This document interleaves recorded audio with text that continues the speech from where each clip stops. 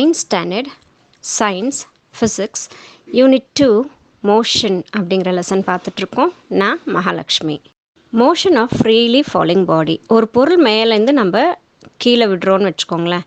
அப்போ அது எந்த தடையும் இல்லாமல் மேலேருந்து கீழே வந்து விழுதா? ஸோ அந்த மாதிரி ஒரு நகர்வு ஏற்படும் போது என்ன ஆகுது அப்படிங்கிறது தான் இதில் பார்க்க போகிறோம். நம்ம ஆக்டிவிட்டி 4ன்னு ஒன்று கொடுத்துருக்காங்க பாருங்கள். Take a large stone and a small eraser. பெரிய ஒரு கல்லையும் சின்னதாக ஒரு எரேசரையும் எடுத்துக்கிறோம். Stand on the top of the table and drop them simultaneously from the same height. ரெண்டு கையில் பிடிச்சிக்கிட்டு ஒரே சமயத்தில், சைமுல்டேனியஸ்லினா ஒரே சமயத்தில் அர்த்தம். டேபிள் மேலே ஏறி நின்றுக்கிட்டு இந்த பெரிய கல்லையும் சின்ன எரேசரையும் என்ன பண்ண போகிறோம், கீழே விட போகிறோம். What do you observe? இதில் நீ என்ன கவனிக்கிற? Now take a small eraser and a sheet of paper.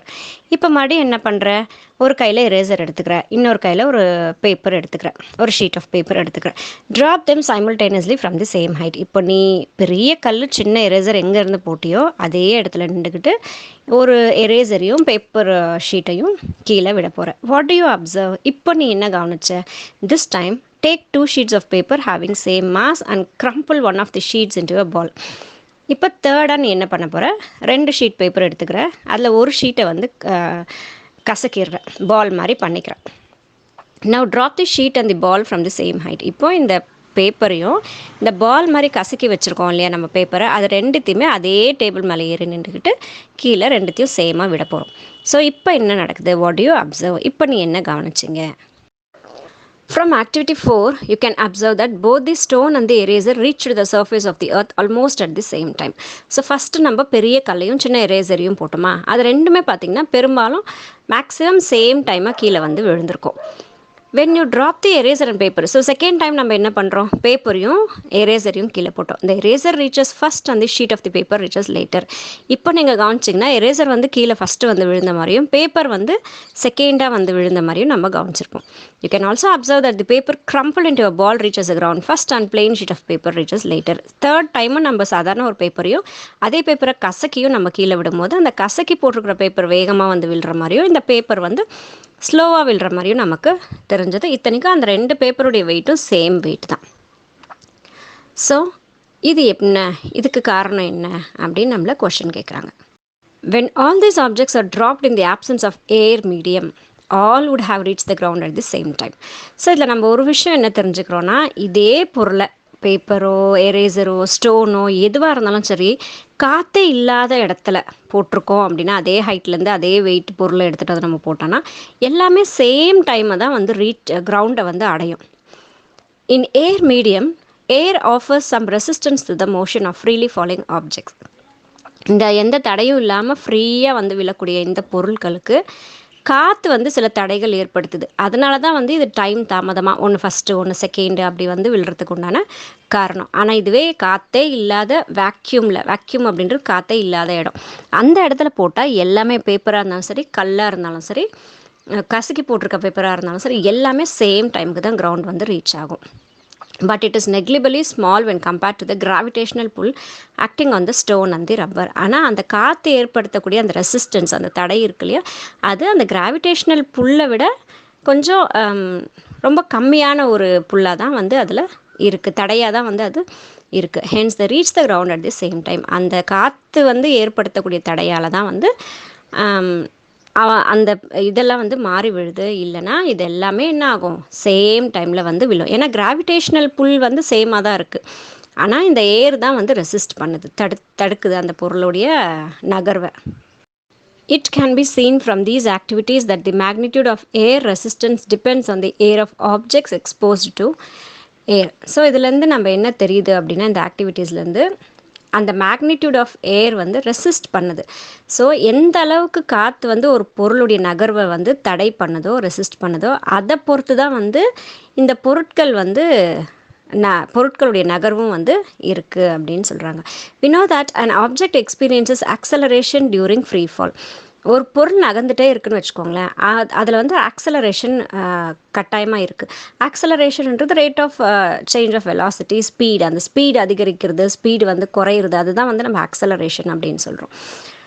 The acceleration experienced by an object is independent of mass. இந்த பொருள் வந்து விழும்போது அந்த ஆக்சலரேஷனில் சேஞ்சஸ் இருக்கு இல்லையா, ஃபஸ்ட்டு ஸ்பீடாக விழும், அப்புறம் வர வர ஸ்லோ ஆகும், இல்லைனா விழ ஆரம்பிக்கும் போது கொஞ்சம் ஸ்லோவாக விழ ஆரம்பிக்கும், கிரவுண்ட் வந்து ரீச் ஆகிற அந்த சமயத்தில் ஃபாஸ்ட்டாக வந்து விழுந்துடும்.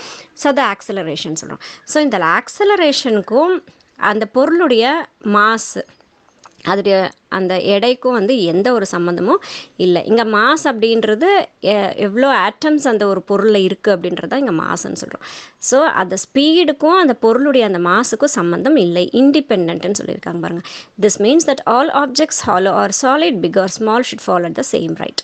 ஸோ இதுலேருந்து நமக்கு என்ன சொல்கிறாங்கன்னா, எவ்வளோ பெரிய பொருளாக இருந்தாலும் சரி, காலியாக இருக்கிற பொருளோ, அது கடினமாக இருக்கக்கூடிய பொருள், தட் இஸ் சாலிடாக இருந்தாலும் இல்லை சின்னதோ பெருசோ எதுவாக இருந்தாலும் ஒரே ஸ்பீடில் தான் வந்து கீழே விழணும் அப்படின்றத சொல்கிறாங்க.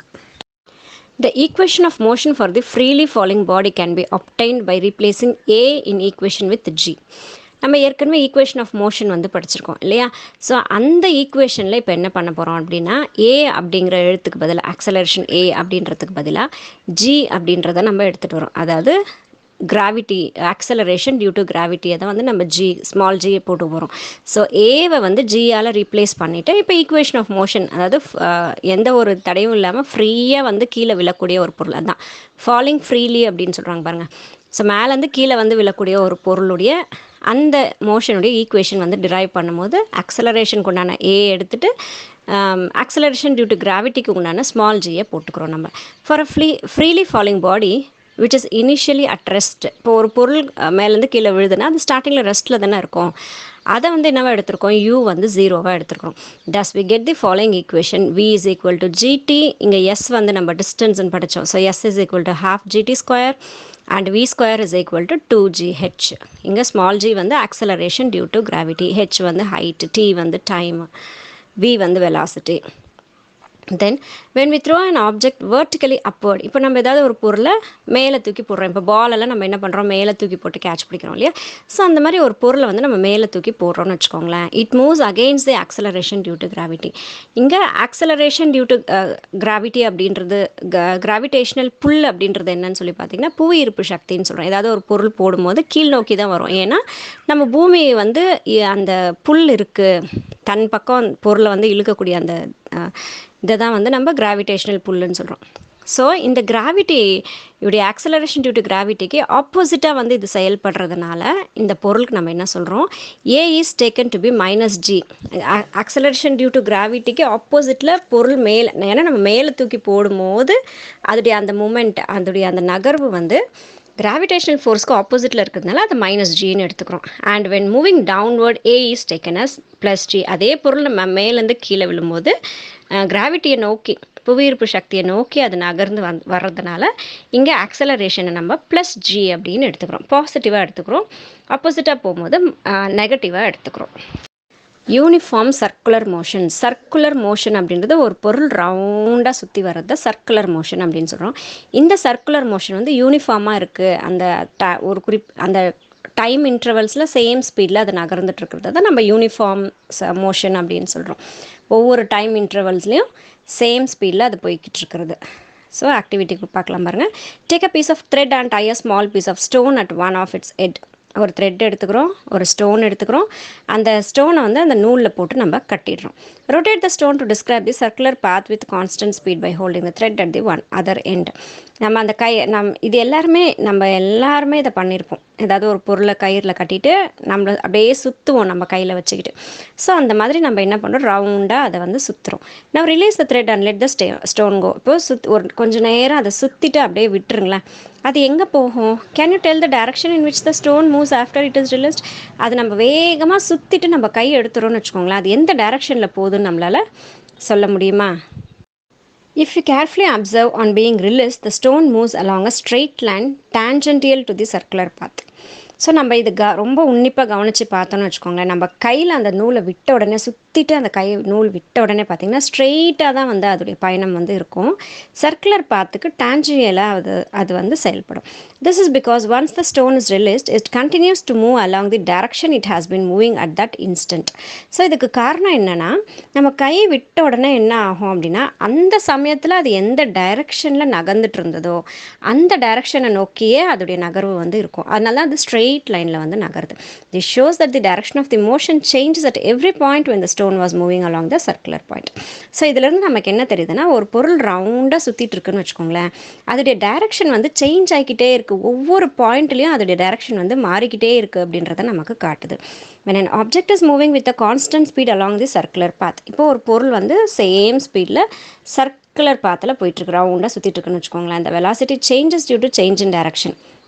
அதோடைய அந்த ஸ்பீடு வந்து சேஞ்ச், அதோடைய வெலாசிட்டி வந்து சேஞ்ச் ஆகுது.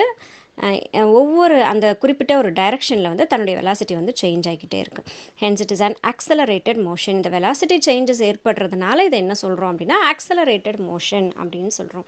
For example, revolution of earth around the sun, revolution of moon around the earth and dip of the seconds hand of a clock are all accelerated motion. இந்த accelerated motion அப்படின்றதுக்கு அதாவது direction மாற மாற velocity வந்து மாறிக்கிட்டே இருக்கும் ரவுண்டாக ஒரு பொருள் சுற்றி வரும்போது. அதான் இது சொல்கிறாங்க. இதுக்கு எக்ஸாம்பிள் என்ன சொல்கிறாங்க பாருங்கள், பூமி வந்து சன்னை சுற்றி வந்துட்டுருக்கு, அதுவும் வந்து ஆக்சலரேட்டட் மோஷன் தான் சொல்கிறாங்க. மூணு வந்து நம்ம ஏர்த்தை சுற்றி வந்துக்கிட்டு இருக்கு, அதுவும் ஆக்சலரேட்டட் மோஷன்.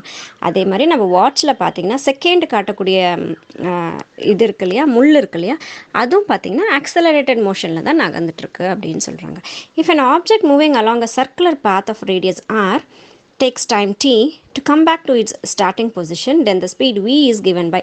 இப்போ ஒரு பொருள் வந்து ஒரு இடத்துலேருந்து நகர ஆரம்பிக்குது, மறுபடியும் அதே இடத்த வந்து அதை அடையுதுன்னு வச்சுக்கோங்களேன். அப்போ அந்த ஒரு சர்க்கிள், ஒரு ரவுண்டில் சென்டர் பாயிண்ட்லேருந்து நம்ம சர்க்கம்ஸ்டன்ஸ் அதோடைய அந்த பார்டரில் வந்து ஒரு லைன் போடுறோன்னா அதுதான் நம்ம ரேடியஸ்ன்னு சொல்கிறோம். சென்டர் பாயிண்ட்லேருந்து அதோடைய சர்க்கம்ஃபரன்ஸ்க்கு ஒரு லைன் போட்டு அது ரேடியஸ், அது ஆறுன்னு எடுத்துக்கிறோம்.